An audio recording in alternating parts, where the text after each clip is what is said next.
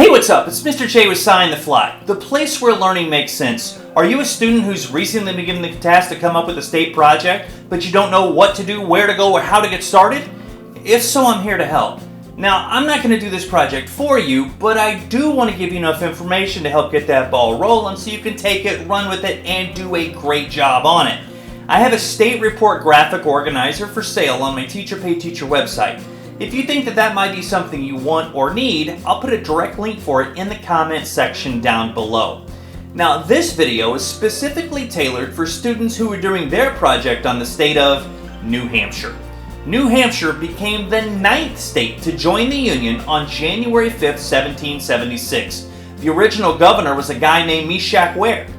We know today that the capital of New Hampshire is Concord, but that wasn't always the case. In fact, the original capital of New Hampshire was a place called Portsmouth. The state flag consists of a blue background with the state seal in the center. The seal is surrounded by laurel leaves and 9 stars. The state bird is the purple finch, the state tree is the paper birch, the state flower is the purple lilac, the state nickname is the Granite State, and the state motto is live free or die. Kind of aggressive, but I like it.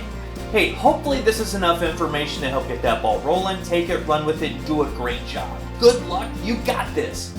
Until next time, it's Mr. J with SciOnTheFly, the place where learning makes sense.